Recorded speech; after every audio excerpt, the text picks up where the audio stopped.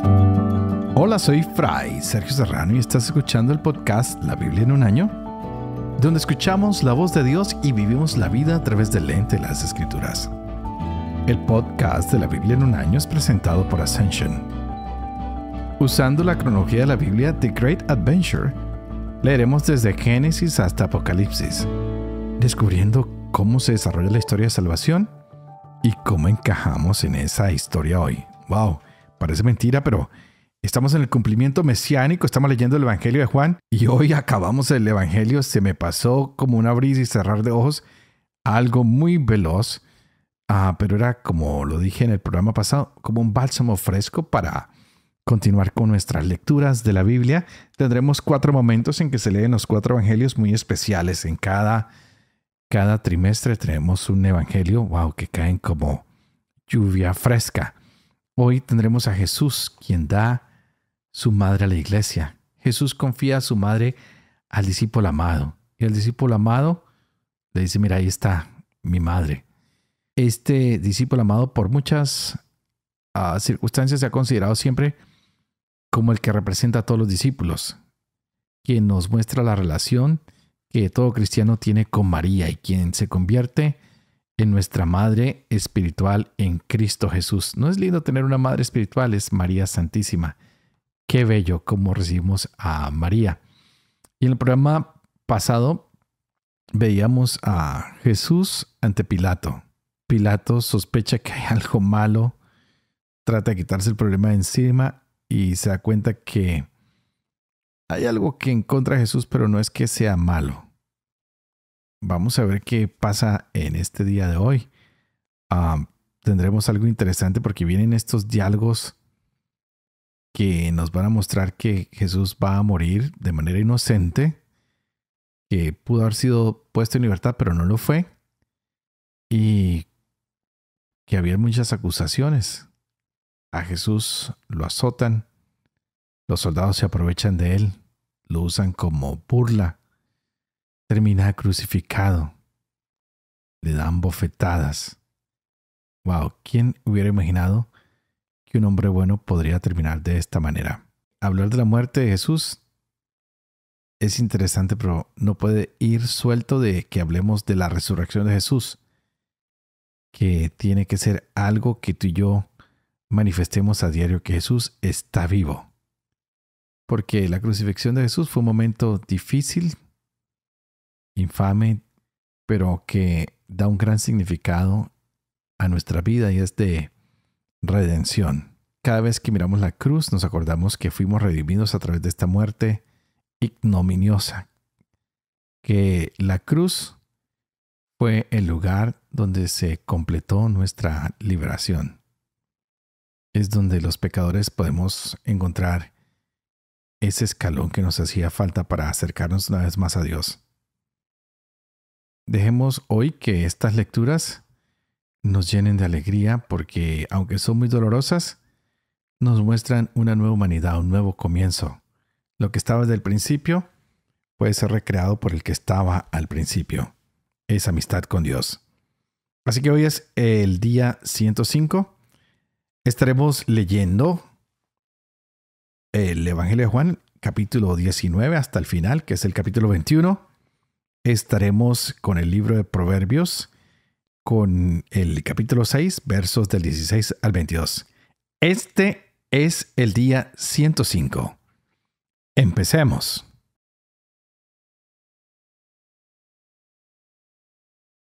Juan, capítulo 19.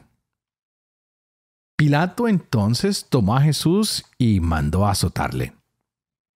Los soldados trenzaron una corona de espinas, se la pusieron en la cabeza y le vistieron un manto de púrpura, y acercándose a él le decían, «Salve, Rey de los judíos», y le daban bofetadas. Volvió a salir Pilato y les dijo, «Miren, se lo traigo fuera para que sepan que no encuentro ningún delito en él». Salió entonces Jesús fuera, llevando la corona de espinas y el manto de púrpura. Les dice Pilato, «Aquí tienen al hombre». Cuando lo vieron los sumos sacerdotes y los guardias gritaron, «¡Crucifícalo! ¡Crucifícalo!». les dice Pilato: tómenlo ustedes y crucifíquenlo, porque yo no encuentro en él ningún delito. Los judíos le replicaron: nosotros tenemos una ley y según esa ley debe morir porque se tiene por hijo de Dios. Cuando oyó Pilato estas palabras, se atemorizó aún más. Volvió a entrar en el pretorio y dijo a Jesús: ¿de dónde eres tú? Pero Jesús no le dio respuesta. Le dice Pilato: ¿a mí no me hablas? ¿No sabes que tengo poder para soltarte y poder para crucificarte? Respondió Jesús: no tendrías contra mí ningún poder si no se te hubiera dado de arriba. Por eso el que me ha entregado a ti tiene mayor pecado. Desde entonces Pilato trataba de librarle. Pero los judíos gritaron: si sueltas a ese, no eres amigo del César. Todo el que se hace rey se enfrenta al César. Al oír Pilato estas palabras, hizo salir a Jesús y se sentó en el tribunal en el lugar llamado Enlosado, en hebreo, Gabatá. Era el día de la preparación de la Pascua, hacia el mediodía. Dice Pilato a los judíos: aquí tienen a su rey. Ellos gritaron: ¡fuera, fuera, crucifícale! Les dice Pilato: ¿a su rey voy a crucificar? Replicaron los sumos sacerdotes: no tenemos más rey que el César. Entonces se lo entregó para que fuera crucificado.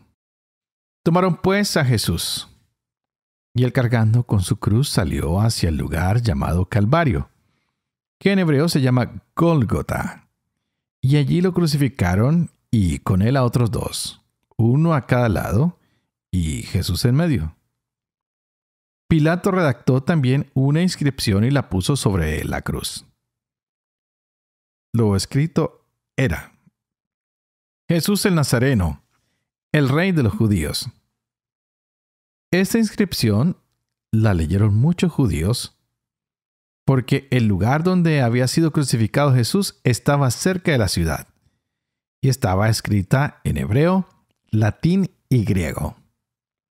Los sumos sacerdotes de los judíos dijeron a Pilato: no escribas el rey de los judíos, sino este ha dicho: yo soy rey de los judíos.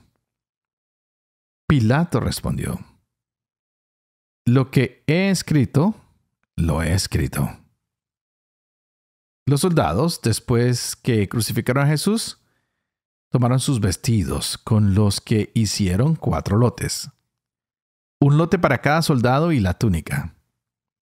La túnica era sin costura, tejida de una pieza de arriba a abajo. Por eso se dijeron: no la rompamos, sino echemos a suertes a ver a quién le toca, para que se cumpliera la escritura: se han repartido mis vestidos, han echado a suerte mi túnica. Y esto es lo que hicieron los soldados. Junto a la cruz de Jesús estaban su madre y la hermana de su madre, María, mujer de Cleofás, y María Magdalena. Jesús, viendo a su madre y junto a ella al discípulo a quien amaba, dice a su madre: mujer, ahí tienes a tu hijo. Luego dice al discípulo: ahí tienes a tu madre. Y desde aquella hora el discípulo la acogió en su casa. Después de esto, sabiendo Jesús que ya todo estaba cumplido, para que se cumpliera la escritura, dice: tengo sed. Había allí una vasija llena de vinagre. Sujetaron a una rama de hisopo una esponja empapada en vinagre y se la acercaron a la boca. Cuando tomó Jesús el vinagre, dijo: todo está cumplido. E inclinando la cabeza, entregó el espíritu. Los judíos, como era el día de la preparación, para que no quedasen los cuerpos en la cruz el sábado, porque aquel sábado era muy solemne, rogaron a Pilato que les quebraran las piernas y los retiraran. Fueron pues los soldados y quebraron las piernas del primero y del otro crucificado con él. Pero al llegar a Jesús, como lo vieron ya muerto, no le quebraron las piernas, sino que uno de los soldados le atravesó el costado con una lanza y al instante salió sangre y agua. El que lo vio lo atestigua y su testimonio es válido. Y él sabe que dice la verdad para que también ustedes crean. Y todo esto sucedió para que se cumpliera la escritura. No se le quebrará hueso alguno. Y también otra escritura dice: mirarán al que traspasaron. Después de esto, José de Arimatea, que era discípulo de Jesús, aunque en secreto por miedo a los judíos, pidió a Pilato autorización para retirar el cuerpo de Jesús. Pilato se lo concedió. Fueron pues y retiraron su cuerpo. Fue también Nicodemo, aquel que anteriormente había ido a verle de noche, con una mezcla de mirra y áloe de unas 100 libras. Tomaron el cuerpo de Jesús y lo envolvieron en lienzos con los aromas conforme a la costumbre judía de sepultar. En el lugar donde había sido crucificado había un huerto, y en el huerto un sepulcro nuevo, en el que nadie todavía había sido depositado. Allí pues, porque era el día de la preparación de los judíos y el sepulcro estaba cerca, pusieron a Jesús. El primer día de la semana va María Magdalena de madrugada al sepulcro, cuando todavía estaba oscuro, y ve la piedra quitada del sepulcro, echa a correr y llega a Simón Pedro y al otro discípulo a quien Jesús quería y les dice: se han llevado el sepulcro al Señor y no sabemos dónde le han puesto. Salieron Pedro y el otro discípulo y se encaminaron al sepulcro. Corrían los dos juntos, pero el otro discípulo corrió por delante más rápido que Pedro y llegó primero al sepulcro. Se inclinó y vio los lienzos en el suelo, pero no entró. Llega también Simón Pedro siguiéndole. Entra en el sepulcro y ve los lienzos en el suelo, y el sudario que cubrió su cabeza, no junto a los lienzos, sino plegado en un lugar aparte.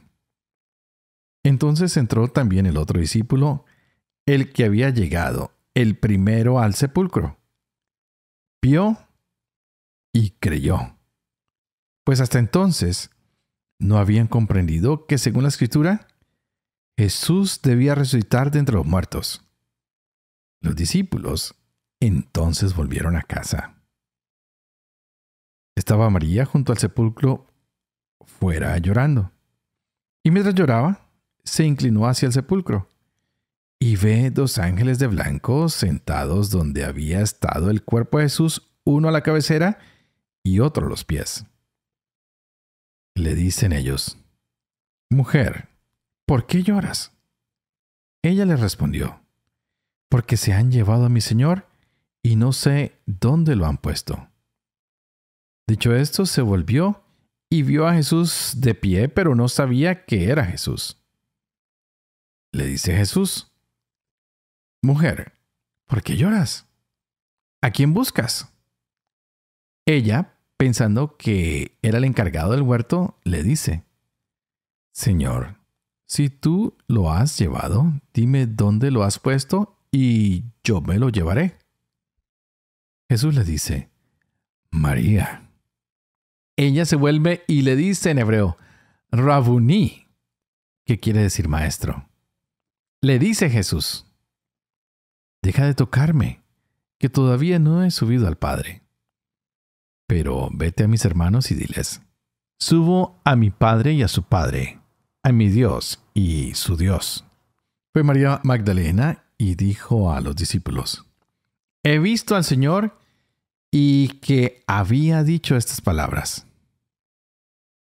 Al atardecer de aquel día, el primero de la semana, estando cerradas por miedo a los judíos las puertas del lugar donde se encontraban los discípulos, se presentó Jesús en medio de ellos y les dijo: la paz con ustedes. Dicho esto, les mostró las manos y el costado. Los discípulos se alegraron de ver al Señor. Jesús les dijo otra vez: la paz con ustedes. Como el Padre me envió, también yo los envío. Dicho esto, sopló y les dijo: reciban el Espíritu Santo. A quienes perdonen los pecados, les quedan perdonados. A quienes se los retengan, les quedan retenidos. Tomás, uno de los 12, llamado el mellizo, no estaba con ellos cuando vino Jesús. Los otros discípulos le decían: hemos visto al Señor. Pero él les contestó: si no veo en sus manos la señal de los clavos, y no meto mi dedo en el agujero de los clavos, y no meto mi mano en su costado, no creeré. 8 días después estaban otra vez sus discípulos dentro y Tomás con ellos. Se presentó Jesús en medio, estando las puertas cerradas, y dijo: la paz con ustedes. Luego dice a Tomás: acerca aquí tu dedo y mira mis manos. Trae tu mano y métela en mi costado, y no seas incrédulo sino creyente. Tomás le contestó: Señor mío y Dios mío. Le dice Jesús: porque me has visto, has creído. Dichosos los que no han visto y han creído. Jesús realizó en presencia de los discípulos otros muchos signos que no están escritos en este libro. Estos han sido escritos para que crean que Jesús es el Cristo, el Hijo de Dios, y para que creyendo tengan vida en su nombre. Después de esto, se manifestó Jesús otra vez a los discípulos a orillas del mar de Tiberíades. Se manifestó de esta manera. Estaban juntos Simón Pedro, Tomás llamado el mellizo, Natanael, el de Caná de Galilea, los de Zebedeo y otros 2 de sus discípulos. Simón Pedro les dice: voy a pescar. Le contestan ellos: también nosotros vamos contigo. Fueron y subieron a la barca, pero aquella noche no pescaron nada. Cuando ya amaneció, estaba Jesús en la orilla. Pero los discípulos no sabían que era Jesús. Les dice Jesús: muchachos, ¿no tienen nada que comer? Le contestaron: no. Él les dijo: echen la red a la derecha de la barca y encontrarán. La echaron pues y ya no podían arrastrarla por la abundancia de peces. El discípulo a quien Jesús amaba dice entonces a Pedro: ¡es el Señor! Cuando Simón Pedro oyó: ¿es el Señor?, se puso el vestido, pues estaba desnudo, y se lanzó al mar. Los demás discípulos vinieron en la barca, arrastrando la red con los peces, pues no distaban mucho de tierra, sino unos 200 codos. Nada más saltar a tierra, ven preparadas unas brasas y un pez sobre ellas y pan. Les dice Jesús: traigan algunos de los peces que acaban de pescar. Subió Simón Pedro y sacó la red a tierra, llena de peces grandes, 153. Y aun siendo tantos, no se rompió la red. Jesús les dice: vengan y coman. Ninguno de los discípulos se atrevía a preguntarle: ¿quién eres tú?, sabiendo que era el Señor. Viene entonces Jesús, toma el pan y se lo da, y de igual modo el pez. Esta fue ya la tercera vez que Jesús se manifestó a los discípulos después de resucitar de entre los muertos. Después de haber comido, dice Jesús a Simón Pedro: Simón de Juan, ¿me amas más que estos? Le dice él: sí, Señor, tú sabes que te quiero. Le dice Jesús: apacienta mis corderos. Vuelve a decirle por segunda vez: Simón de Juan, ¿me amas? Le dice él: sí, Señor, tú sabes que te quiero. Le dice Jesús: apacienta mis ovejas. le dice por tercera vez: Simón de Juan, ¿me quieres? Se entristeció Pedro de que le preguntase por tercera vez: ¿me quieres? Y le dijo: Señor, tú lo sabes todo. Tú sabes que te quiero. Le dice Jesús: apacienta mis ovejas. En verdad te digo, cuando eras joven, tú mismo te ceñías e ibas a donde querías.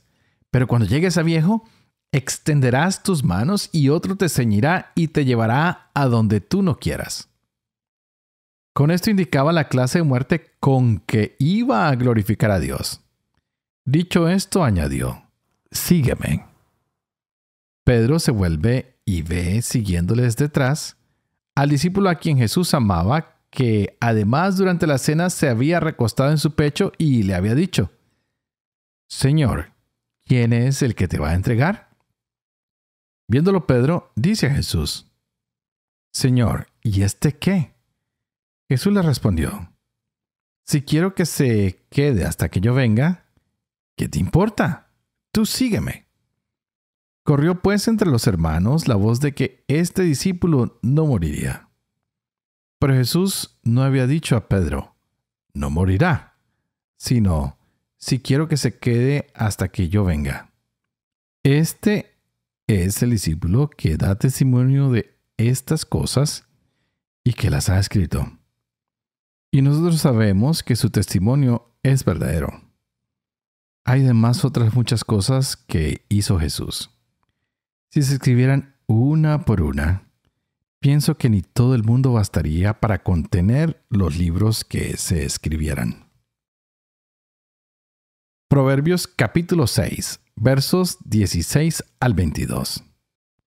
6 cosas detesta Yahvé, y 7 aborrece con toda el alma: ojos altaneros, lengua mentirosa, manos manchadas de sangre inocente, corazón que trama planes perversos, pies ligeros para correr hacia el mal, testigo falso que levanta calumnias, y el que siembra discordias entre hermanos.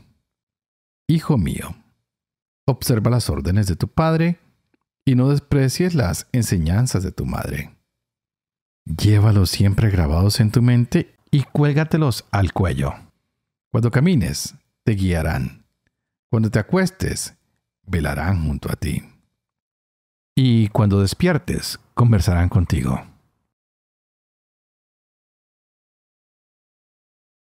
Padre de amor y misericordia, tú que haces elocuente la lengua de los niños, educa también la mía, e infunde en mis labios la gracia de tu bendición, Padre, Hijo y Espíritu Santo. Y a ti te invito para que pidas al Espíritu Santo que abras nuestra mente y nuestro corazón para que podamos seguir gozándonos de esta hermosa palabra que tenemos el día de hoy. ¡Wow! Increíble. Hemos dado el paso con Jesús de morir para resucitar con Él. La crucifixión de Jesús, una terrible injusticia, podemos llamarlo de esa manera, si no lo miramos desde la perspectiva divina. Pero si lo vemos con los ojos de Dios, la cruz de Cristo es el lugar donde todo pecado se paga y donde podemos recibir a Jesús como Salvador y Señor. Es el lugar donde Jesús es Rey.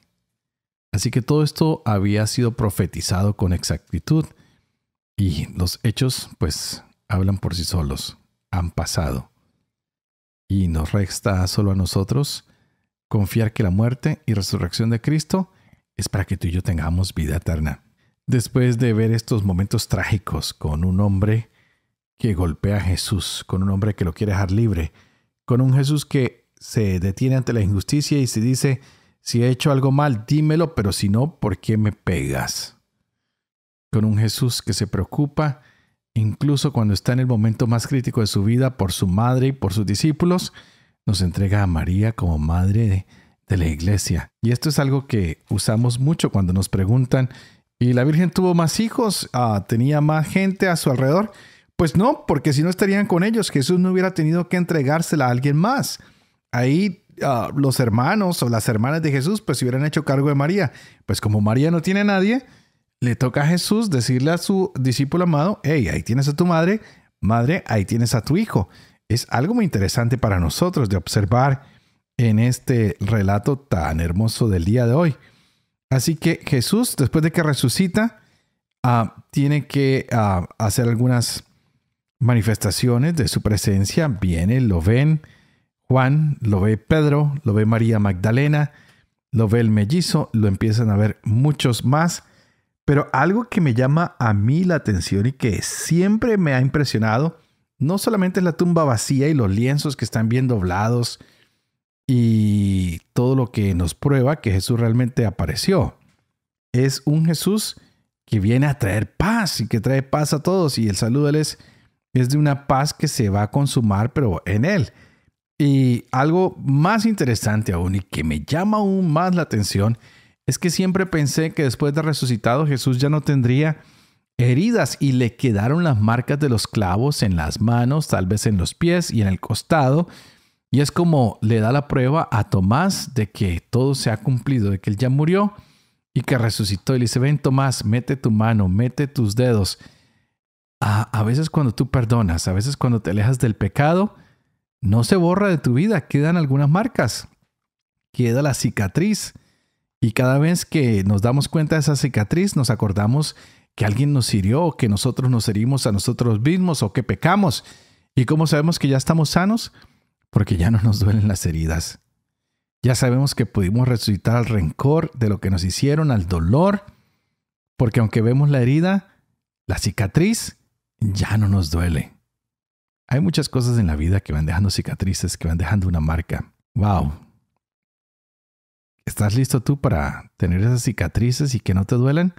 Pídele al Señor que puedas crucificar cada una de esas cosas que te han alejado del perdón, de la reconciliación, de la paz verdadera, para que mueran allí en la cruz y que puedas resucitar a la vida nueva. Ya no niegues más al Señor como lo hizo Pedro. Más bien dile, sí, Señor, te amo, te amo, te amo. Y te agradezco porque me has restaurado, porque has preparado un fuego para calentarme, porque has preparado un pan y un pez para llenarme una vez más, para jactarme de que tú eres un Dios que vino a servir y no a ser servido. Así que hoy con confianza me acerco una vez más a tu cruz, Señor, y te veo morir, porque cuando tú mueres, muere mi pecado. Cuando tú resucitas, resucito a una vida nueva. ¡Wow!